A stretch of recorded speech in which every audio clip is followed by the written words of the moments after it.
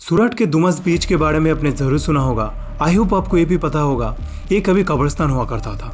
दिन के समय ये बीच बहुत ही नॉर्मल लगता है। लोग घूमने आते हैं, टूरिस्ट बीच के ठंडी मौसम को एंजॉय करते हैं और बच्चे रेत में खेलते हैं। कुल मिला के सब कुछ एक आम टूरिस्ट प्लेस की तरह ही लगता है। लेकिन जैसे ही शाम ढलती है, सूरज धीरे धीरे समुद्र के पीछे छुपने लगता है। इस जगह का माहौल पूरी तरीके से बदल जाता है। लोगों का कहना है कि बहुत साल पहले ये जगह हिंदुओं के शमशान घाट हुआ करता था। यहाँ पर लाशों के अंतिम संस्कार किया जाता था। लाशों के रक्त, राख और अधूरी कहानियां सब कुछ इसी जमीन के अंदर ही आकर मिलता था। समय के साथ साथ ये बीच बदलने लगा। आज लोकेशन बहुत ही खूबसूरत लगता है, लेकिन लोग कहते हैं कि जिनकी राख इस जमीन के अंदर मिला हुआ है वो कभी पूरी तरह यहाँ से गए ही नहीं। इसके अलावा इस बीच की और एक सबसे अजीब बात यह है यहाँ की काली रेत। यहाँ पर और एक इम्पोर्टेंट चीज मैं बताना चाहूंगा। अरेबियन सी के किनारे जितने भी बीचेस है, सभी बीचेस के रेत सुनहरे रंग का होता है। लेकिन ये एकमात्र ऐसा बीच है जिसका कलर बहुत ही डीप और ऑलमोस्ट काला दिखाई देता है। रेत की सनों के रंग को लेकर बहुत सारे कंट्रोवर्सी भी चलता है। कुछ लोगों का मानना है कि नेचर की वजह से इस रेत का कलर ऐसा दिखाई देता है। वही दूसरी तरफ लोग अपने बुजुर्गों से ये सुनते हुए आ रहे हैं, पहले इस बीच के रेत का कलर भी सुनहरे रंग का ही था। लेकिन जैसे जैसे डेड बॉडीज को यहाँ पर जलाना शुरू किया गया, इस रेत का रंग उस राख और उन जल चुकी हड्डियों की वजह से मिलकर काला होता गया। आसपास के कुछ लोग ये भी दावा करते हैं, कभी कभी तेज हवा चलने पर जब रेत इधर उधर बिखर जाता है, तब कभी कभी रेत के अंदर से पुरानी हड्डियां निकलते हुए भी दिखता है। लेकिन आज इस बीच के साइड से जो हाईवे गुजर रहा है, उस हाईवे में होने वाले एक बहुत ही दिल दहलाने वाले घटना के बारे में बात करेंगे, जो मोहित और नपुन के साथ हुआ था। आज की कहानी आपको भले भांति एहसास दिलाएगा कि असल में डर क्या होती है। लेकिन स्टोरी को एंजॉय करने से पहले अगर अभी तक इस चैनल को आपने सब्सक्राइब नहीं किया है तो चैनल को सब्सक्राइब कर दे, और अगर आज का स्टोरी आप लोगों को पसंद आता है तो वीडियो को लाइक करना ना भूले।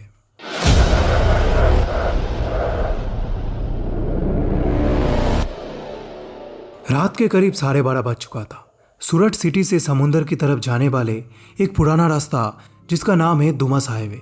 दिन के समय ये रास्ता बिल्कुल नॉर्मल लगता है। दूर दूर से लोग बीच घूमने जाते हैं, चाय पीते हैं, मेमोरीज कैप्चर करते हैं। लेकिन जैसे कि मैंने आपको बताया, रात के बाद इस जगह का माहौल पूरी तरह से बदल जाता है। और हाईवे बीच के नजदीक होने के कारण यहाँ से गुजरते वक्त लोगों को कुछ ऐसी चीजें दिखती है जो समझ से बाहर होती है। मोहित और नपुन लोकल होने के कारण ये बात उन्हें बहुत ही अच्छे तरीके से पता था। लेकिन उन्हें इस बात का अंदाजा बिल्कुल नहीं था वो लोग खुद इस कहानी का हिस्सा होने वाले हैं। दरअसल मोहित और नपुन दोनों ही बचपन के दोस्त थे। उनकी दोस्ती लगभग 6 साल पुरानी थी। दोनों सूरत में एक ही प्राइवेट लॉजिस्टिक कंपनी में काम करते थे। कंपनी का नाम था वेस्टर्न कार्गो लॉजिस्टिक्स। उनकी ड्यूटी यूजुअली सुबह के 10 बजे स्टार्ट होता था और रात के 11 बजे तक चलता था। लेकिन कभी कभी अगर शिपमेंट होने में लेट होता तो उन्हें और भी देर तक वहां रुकना पड़ता था। सबसे इंटरेस्टिंग बात यह था कि मोहित और नपुन सिर्फ एक ऑफिस में काम ही नहीं करते थे, बल्कि वो लोग एक अपार्टमेंट बिल्डिंग में रहते भी थे। अपार्टमेंट का नाम था शांति रेसिडेंसी, जो कि उनके कंपनी के बहुत ही नजदीक भी था। बिल्डिंग के 2nd फ्लोर पर मोहित रहता था और नपुन इस कंपनी में मोहित के बाद ज्वाइन किया था, जिसके कारण उसका रूम अलग था। वो 3rd फ्लोर पर रहता था। दोनों का डेली का रूटीन ऑलमोस्ट सेम था। सुबह दोनों मिलकर एक ही बाइक से ऑफिस जाते थे और रात को काम खत्म होने के बाद एक साथ ही वापस आते थे। ऑफिस में भी उनका काम एक ही डिपार्टमेंट में था, वेयर हाउस डिस्पैच सेक्शन में। इसीलिए उनका ज्यादा वक्त साथ ही गुजरता था। लोग उन्हें मजाक में डबल इंजन कहते थे, क्योंकि जहां मोहित होता था वह नपुन भी मिलता था। ऐसे ही हंसी मजाक और ऑफिस के काम के प्रेशर के अंदर दोनों का दिन बहुत ही अच्छे तरीके से बीत रहा था। एक दिन क्या हुआ, घड़ी में 11:18 हो रहा था। दोनों का ऑफिस का काम ऑलमोस्ट खत्म हो चुका था। मोहित और नपुन के अलावा वेयर हाउस के अंदर स्टाफ काफी कम रह गए थे। उस वक्त मोहित शिपमेंट की लिस्ट चेक कर रहा था। उसके हाथ में एक क्लिपबोर्ड था और वो बॉक्सेस के बारकोड मैच कर रहा था। नपुन कंप्यूटर पर बैठे बिलिंग एंट्रीज कर रहा था। तभी अचानक नपुन के फोन में वाइब्रेशन हुआ। नपुन ने चेक किया, उसके पिताजी उन्हें कॉल कर रहे हैं। नपुन ने तुरंत कॉल उठाया। हाँ पिताजी। दूसरी तरफ से उसके पिताजी हेलो बोला। आवाज सुन के नपुन को ऐसा लगा उसका पिताजी बहुत ही घबराई हुई है। उसके पिताजी ने बोला, तेरी माँ को अचानक से सांस लेने में प्रॉब्लम हो रहा है, हम उन्हें हॉस्पिटल लेकर आए हैं। ये सुनकर नपुन चेयर को पीछे करके एकदम खड़ा हो गया। नपुन ने पूछा, पिताजी आप कौन से हॉस्पिटल में हो? उन्होंने कहा, सिटी केयर हॉस्पिटल। नपुन बहुत ही सीरियस हो गया। उसने पूछा, डॉक्टर क्या बोला? उन्होंने कहा, डॉक्टर कह रहे हैं हार्ट में प्रॉब्लम हो सकता है, तू जल्दी आ जा। ये कह के पिताजी ने अपना फोन कट कर दिया। ये सब सुनकर नपुन का चेहरा बिल्कुल सफेद पड़ गया था। नपुन ने तुरंत अपने दोस्त मोहित को कॉल लगाया। उसने मोहित को जल्दी ऑफिस से लीव लेने के लिए कहा। मोहित ने उनसे पूछा, आखिर हुआ क्या है? तू इतना टेंशन में क्यों है? नपुन ने उसे सब कुछ बताया। मोहित दौड़ के उसके पास आया और दोनों मिलकर सिक्योरिटी गार्ड को इमरजेंसी है बोल के ऑफिस से निकल आए। ऑफिस से निकलते निकलते करीब 11:30 बजे का टाइम हो रहा था। वो लोग अपने बाइक के पार्किंग पर पहुंचते हैं। मोहित उसे बार बार समझा रहा था, सब कुछ ठीक हो जाएगा, तू थोड़ा शांत हो जा। मोहित ने उसे गाड़ी का हेलमेट निकाल कर दिया और उसे बोला, तू पीछे रिलैक्स होकर बैठ, मैं बाइक चलाता हूँ, हम लोग 30 मिनट्स के अंदर ही हॉस्पिटल पहुंच जाएंगे। मोहित ने बाइक स्टार्ट किया और दोनों ऑफिस से निकल गए।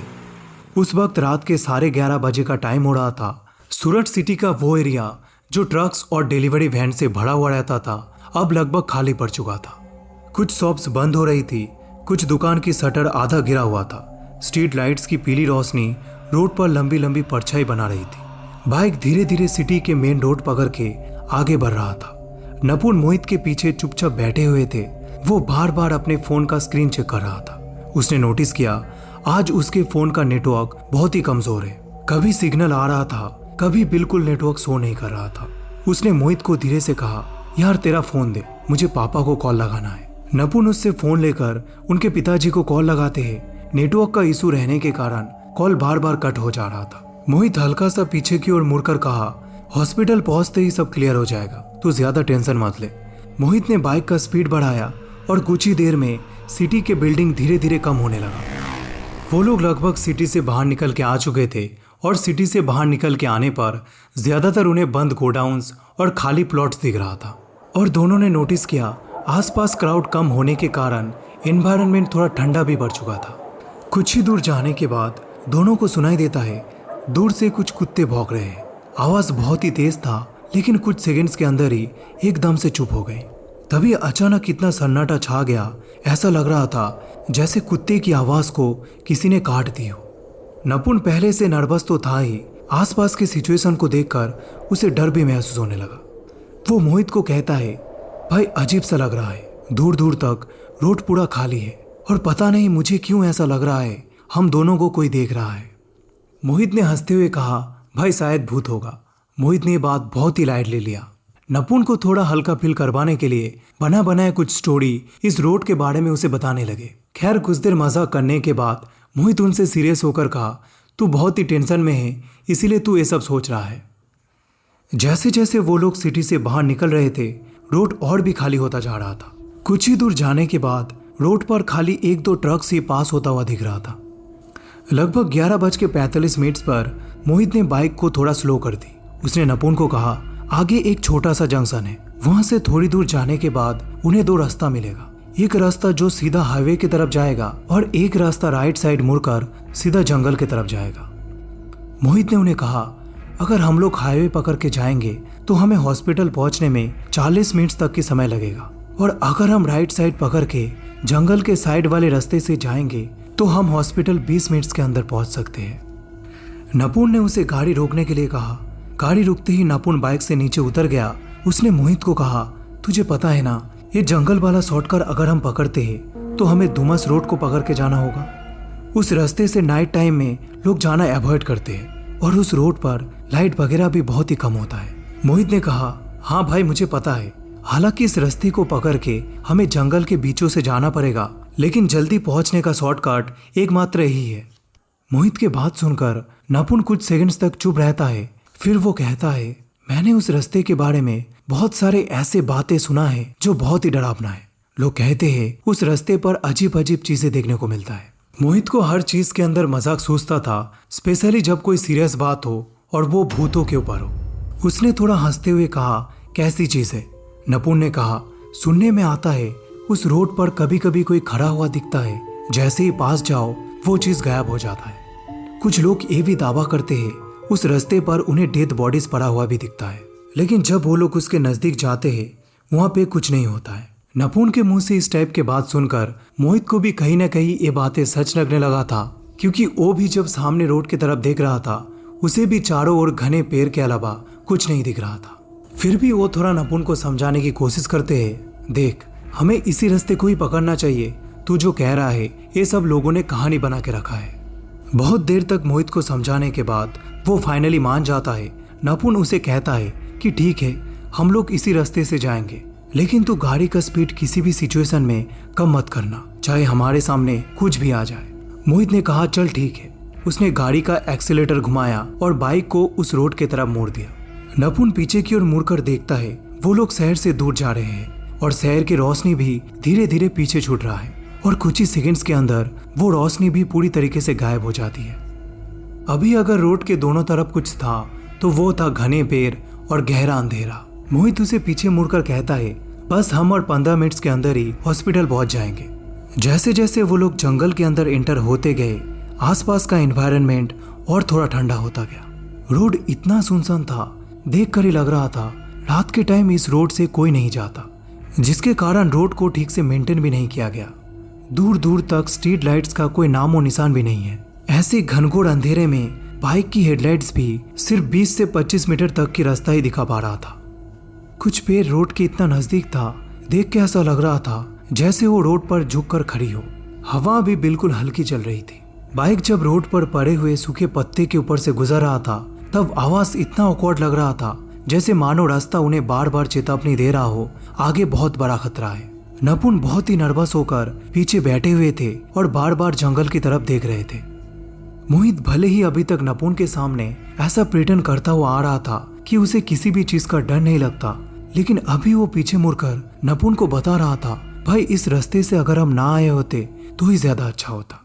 मोहित और नपुन के बीच इस टाइप के बात जब चल रहा था तब बाइक का स्पीड लगभग 50 किलोमीटर पर आवर तक की था। सामने ऐसे नज़ारों को देखकर दोनों के मन में डर बढ़ता ही जा रहा था। तभी अचानक क्या होता है, बाइक की इंजन से एक हल्की सी खरखर जैसी आवाज आने लगती है। मोहित ने सोचा वो लोग स्पीड में हैं इसीलिए इंजन वाइब्रेट कर रहा है। फिर अचानक से बाइक हल्का हल्का सा जर्किंग करने लगता है। नपुन ने तुरंत मोहित को पूछा ऐसा क्यों हो रहा है। मोहित ने बोला पता नहीं, शायद बाइक के अंदर पेट्रोल फ्लो में दिक्कत आ रही हो। मोहित ने क्लच दबाया और गियर चेंज किया। 2 सेकंड्स के लिए बाइक फिर नॉर्मल हो गई, लेकिन कुछ ही सेकंड्स के बाद इंजन फिर से जर्किंग करने लगी। इस बार जर्क थोड़ा ज्यादा ही हो रहा था, जिसके कारण बाइक को कंट्रोल कर पाना बहुत ही मुश्किल हो रहा था। नपुन ने मोहित के शोल्डर को टाइट से पकड़ा, भाई धीरे चला। मोहित ने बाइक का स्पीड कम की, लगभग 30 किलोमीटर पर आवर, लेकिन तब भी बाइक की इंजन नॉर्मल होने का नाम ही नहीं ले रहा था। जर्किंग करते करते कुछ दूर जाने के बाद वो ऑटोमेटिक ही रुक गया। बाइक जैसे ही बंद हुआ आसपास गहरा सन्नाटा छा गया। ना छोटी इंसेक्ट्स का आवाज, ना कोई बर्ड्स की आवाज, ना ही कोई कुत्ता भौंक रहा था और ना ही हवा चल रहा था। नपुन अपने पॉकेट से फोन निकाला और फ्लैश लाइट ऑन किया। वो बार बार मोहित को कह रहा था भाई जल्दी कर, गाड़ी को किसी भी हाल में स्टार्ट कर, ये जगह बहुत ही डरावना है। अगर हम लोग किसी भी हाल में यहाँ फंस गए तो यहाँ से जिंदा निकल पाना नामुमकिन वाला काम होगा। मोहित बार बार बाइक स्टार्ट करने की कोशिश करता रहा। पहले उसने सेल्फ स्टार्ट करने की कोशिश की, ना होने पर पैर से किक भी मारा, लेकिन गाड़ी स्टार्ट होने का नाम ही नहीं ले रहा था। तभी नपुन फ्लैश लाइट से थोड़ा सामने की तरफ देखने की कोशिश करता है, इस उम्मीद पे कि आसपास कोई होगा जो उन लोगों की हेल्प कर सके। लेकिन तभी उसने जो चीज देखा जो दिल दहला देने वाला था। एक आधी जली हुई लाश दौड़ के उन लोगों की तरफ आ रहा है। उसने चिल्ला के मोहित को कहा भाई सामने देख, एक अजीब सा चीज हमारे तरफ दौड़ के आ रहा है। मोहित इस बात को सुनकर बहुत ही ज्यादा शॉक हो जाता है। उसने धमका के नपुन को कहा भाई मजाक बंद कर, पहले से ही हम लोग एक प्रॉब्लम में फंसे हुए हैं और तू उल्टा सीधा बात कर रहा है। मोहित भी फोन का फ्लैश लाइट ऑन करता है, लेकिन उसे कुछ नहीं दिखता है। मोहित उसे सामने की तरफ देखने के लिए कहता है। इस बार नपुन को भी कुछ नहीं दिखता है। मोहित उसे रिलैक्स रहने के लिए कहता है, लेकिन नपुन चाह कर भी खुद को शांत नहीं कर पा रहा था। वो पूरी तरीके से स्पीचलेस हो चुका था और उसे भली भांति एहसास हो चुका था आसपास कुछ तो है जो ये सब करवा रहा है। यहाँ पर एक और बात मैं बताना चाहूंगा, ये जो बाइक है, इस बाइक को मोहित ने 3 दिन पहले ही सर्विस करवाया था और आज ऑफिस जाते समय बाइक के अंदर फुल पेट्रोल भी डलवाया था। तो यहाँ पर आप बहुत ही अच्छे तरीके से समझ सकते हो बाइक स्टार्ट ना होने के पीछे मैकेनिकल प्रॉब्लम से ज्यादा पैरानॉर्मल चीजों की इन्वॉल्वमेंट ही ज्यादा लग रहा है। यहाँ पर मोहित अभी तक इसीलिए नॉर्मल था क्योंकि उसने अभी तक कोई भी ऐसी चीज नहीं देखा था जो अननेचुरल हो, जैसे कि नपुन ने देखा था। फिर भी कहीं ना कहीं उसे अजीब जरूर महसूस हो रहा था।